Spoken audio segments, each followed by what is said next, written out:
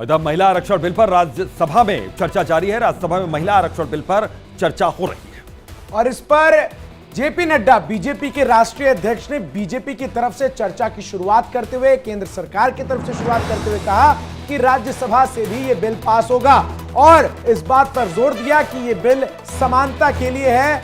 आध्यात्म से अध्ययन तक नारी का विशेष स्थान है और इस बिल के जरिए हमने नारी को शक्ति और देवी के रूप में जो अब तक देखते नजर आए हैं उसे वास्तविक रूप में चरितार्थ करने का काम किया है। नरेंद्र मोदी जी प्रधानमंत्री हैं, ओबीसी के लिए काम करते हैं। मैंने यह सवाल पूछा, मैं आपको जवाब देना चाहता हूं।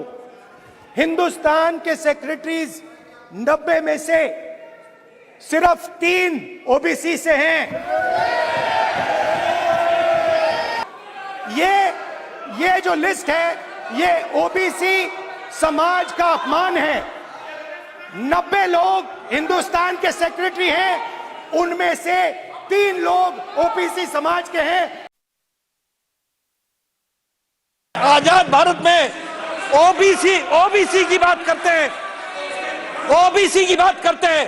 भारत को पहला ओबीसी प्रधानमंत्री भारतीय जनता पार्टी एनडीए ने दिया, यह भी हमको ध्यान है। अब आप बताइए कि आज सेक्रेटरी के पैनलमेंट का जो कट ऑफ ईयर है वो है 1992। जो सेक्रेटरीज हैं वो 1992 बैच के नीचे के लोग हैं, पहले के लोग हैं।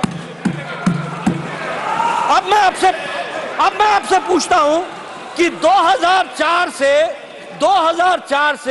2014 तक कितने सेक्रेटरी ओबीसी थे और कहां थे वो ओबीसी के सेक्रेटरी, किस क्राइटेरिया में थे? जरा हमको इसका ज्ञानवर्धन कीजिए।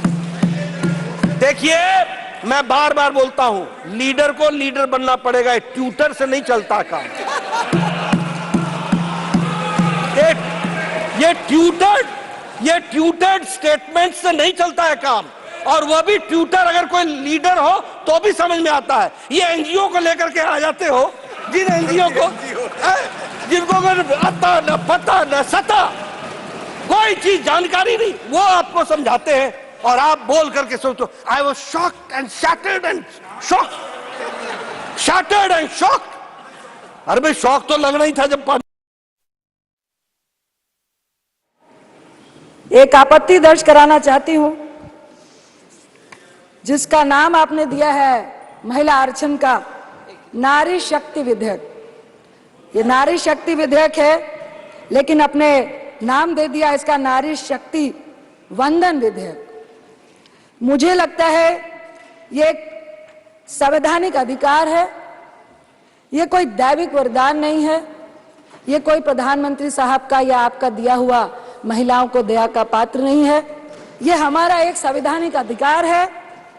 आपने इसका नाम दैविक और दया और पूजा से जोड़ के, मुझे लगता है जो आंदोलन का इतिहास था उसको भी खत्म करने की कोशिश की है। ये एक मैं महिला होने के नाते बोल रही हूं। वंदना, आपके सरकार में महिलाओं की कितनी होती है यह हम सबको मालूम है।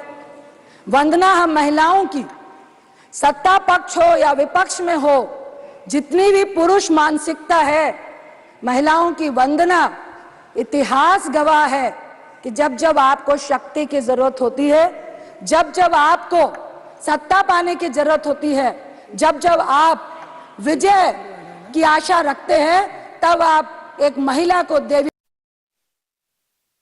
हर दृष्टि से महिलाओं का एक विशेष योगदान रहा है और हमें यह भी सौभाग्य है कि बहुत देशों से पहले हमें प्रधानमंत्री भी महिला इस देश को बहुत पहले मिल गई, कई अन्य देशों से पहले। इसलिए हमारा नजरिया बेचारा, अबला, बेचारी नारी ऐसा कभी नहीं रहा। हमेशा हम लोगों ने उनको एक विशेष स्थान देकर के उनको आगे बढ़ाने का काम किया।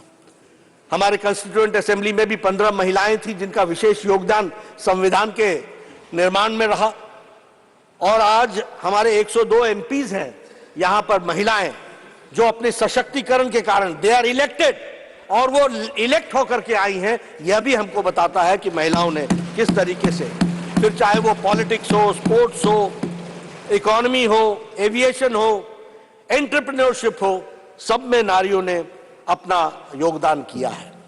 इसलिए जब हम नारी शक्ति वंदन विधेयक को लाकर उनको हम सशक्तिकरण कर रहे हैं, तो ये उनके ऊपर हम एहसान नहीं कर रहे, ये उनका सम्मान है, ये उनका सशक्तिकरण है, ये उनकी सहभागिता को बढ़ाने का कार्य है। ये